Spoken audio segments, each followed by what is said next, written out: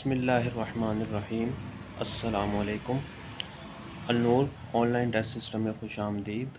आज हम डिस्कस करेंगे ICS पार्ट 2 कंप्यूटर साइंस का पेपर, जिसमें शामिल है जी हमारे पास chapter number 1, chapter number 2, 3, 8, 9 and 10 और 11।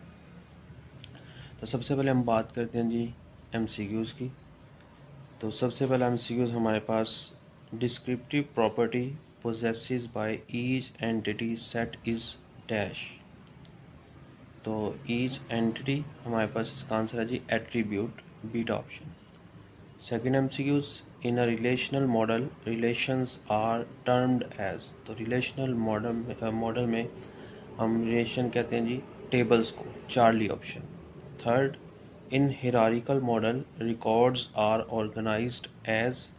तो हिरारिकल मॉडल में जो रिकॉर्ड ऑर्गेनाइज किए जाते हैं ट्री की फॉर्म में, यानी कि delta option.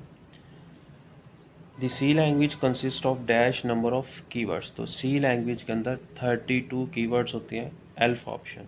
Which of the following key is used to load a program in memory to run. तो हम जो शॉर्टकट की इस्तेमाल करते हैं वो है जी control plus F9, beta option. Which operator has the lowest priority. तो सबसे लोवेस्ट प्रायोरिटी जो होती है जी वो असाइनमेंट ऑपरेटर की होती है, जो कि हमारे पास चार्ली ऑप्शन है।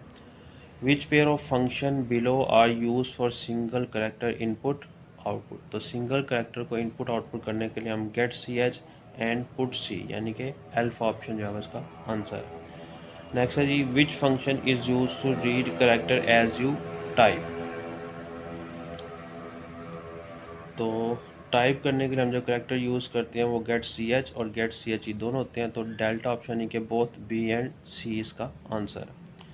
नेक्स्ट है जी ninth, what is the output of this program. इस प्रोग्राम की जो आउटपुट होगी वो अल्फ़ा हमारे पास ऑप्शन होगी।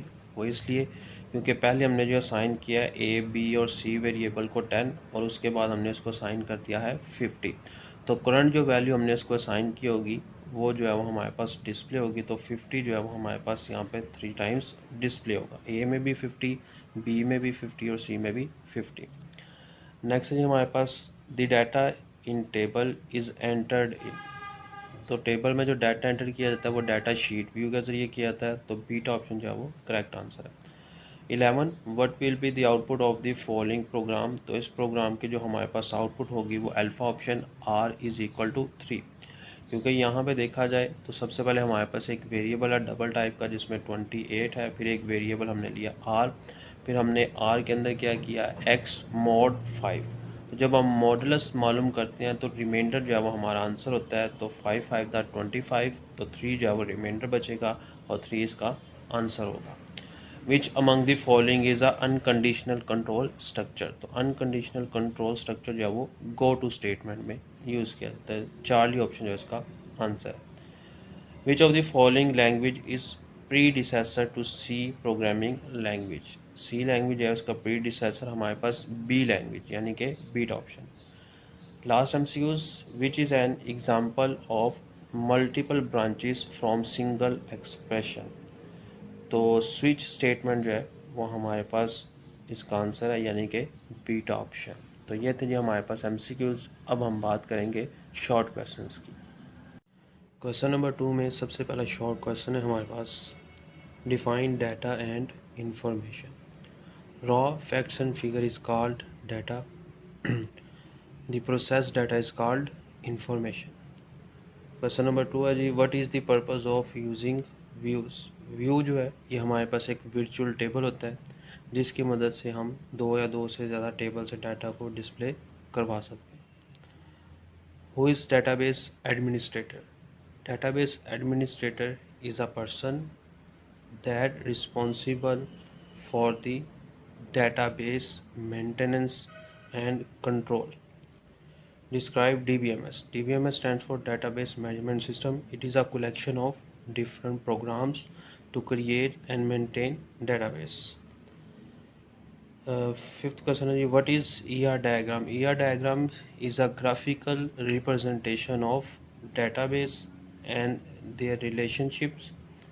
पीटर चैन ने 1976 में डेवलप किया था ER डायग्राम को। यहाँ पे एंटिटीज़ के लिए हम रेक्टेंगल को, एट्रीब्यूट के लिए ओवल को, और जो हमारे पास रिलेशनशिप होता है उसके लिए डायमंड साइन को यूज़ किया जाता है। उसके बाद क्वेश्चन नंबर 3, सबसे पहला part, what is logical error, और साथ में इसकी एग्जांपल बता दें। ऐसा एरर जो कि प्रोग्रामर की पुअर लॉजिक की वजह से आता है उसको हम लॉजिकल एरर का नाम देते हैं। और इसकी एग्जांपल में आप बताएंगे, जैसे कि एवरेज के अंदर हमने सब वैल्यूज़ को प्लस करने के बाद जितनी वैल्यूज होती हैं उसके साथ डिवाइड करना होता है। अगर हम डिवाइड करने की बजाय इसको मल्टीप्लाई करवा दें तो इसको हम लॉजिकल एरर कहेंगे, जिसकी वजह से हमारा जो रिज़ल्ट है वो गलत आएगा। नेक्स्ट है जी, डिफाइन स्ट्रक्चर्ड प्रोग्रामिंग।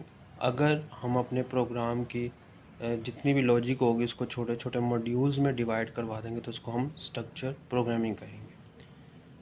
नेक्स्ट है जी, how many bytes are required to store character type value. 4, यानी कि करेक्टर जो है ये सिर्फ और सिर्फ एक बाइट को इस्तेमाल करता है। नेक्स्ट है जी, what are operators in C. Operators हमारे पास सिंबल्स होते हैं और इन सिंबल्स को हम इस्तेमाल करते हैं मुख्तलिफ ऑपरेशंस को परफॉर्म करने के लिए, जैसे कि अर्थमेटिक ऑपरेशन जिसमें प्लस, माइनस, मल्टीप्लाई, डिवाइड शामिल है। उसके अलावा लॉजिकल ऑपरेटर्स हैं हमारे पास, रिलेशनल ऑपरेटर्स हैं, इंक्रीमेंट डिक्रीमेंट ऑपरेटर्स, तो ये सारे ऑपरेटर्स जो हैं यहाँ पे शामिल हैं।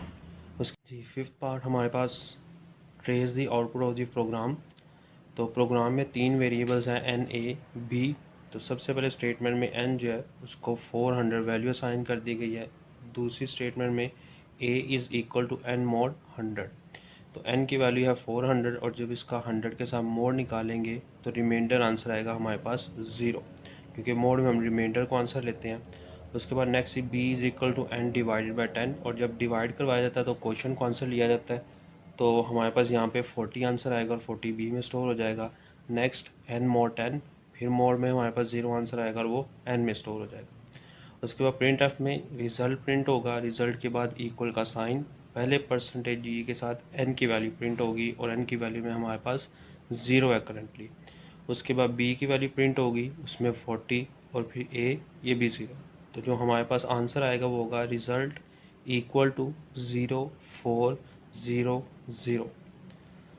नेक्स्ट है जी क्वेश्चन नंबर 4, उसका सबसे पहला पार्ट है जो हमारे पास, describe comments and their use in C programs. Comments हमारे पास लाइंस होती हैं जिनको हम अपने प्रोग्राम्स में लिखते हैं और कंपाइलर इन लाइंस को कंपाइल नहीं करता, क्योंकि ये लाइंस हैं ये सिर्फ प्रोग्राम को समझने के लिए इस्तेमाल की जाती है। What is format specifier, right example. Format specifier हमारे पास यहाँ पे फॉर्मेट को स्पेसिफाई करते हैं कि कौन सी वैल्यू डिस्प्ले होगी और कौन सी वैल्यू रीड की जाएगी।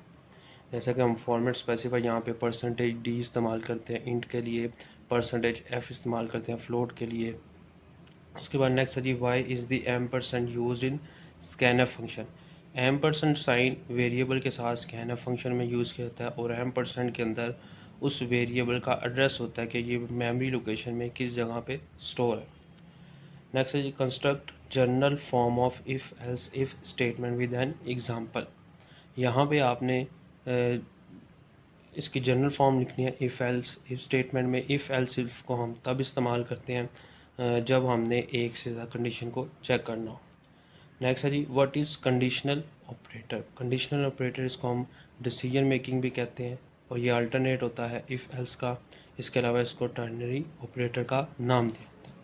नेक्स्ट है जी हमारे पास लॉन्ग क्वेश्चन जिनमें सबसे पहला जी, write a note on physical design used in database development process. तो डेटाबेस के अंदर जो फिज़िकल डिज़ाइन प्रोसेस है उसके बारे में आपने डिटेल से लिखना है। उसके बाद नेक्स्ट ही हमारे पास दूसरा जो लॉन्ग क्वेश्चन है वो एक प्रोग्राम है जिसमें आपने ग्रेड जो है उनके मुताबिक डिस्प्ले करवाना है A+A, B+B, C, फेल वगैरह। और लास्ट जो हमारे पास लॉन्ग क्वेश्चन है, write a note on 2 data types in C. तो डाटा टाइप हमारे पास इंट, फ्लोट, चार, स्ट्रिंग वगैरह शामिल है, जिनमें से आपने कोई भी अपनी मर्जी से 2 यहाँ पे बतानी। तो ये था जी हमारे पास कंप्लीट पेपर, बहुत सारी दुआओं के साथ।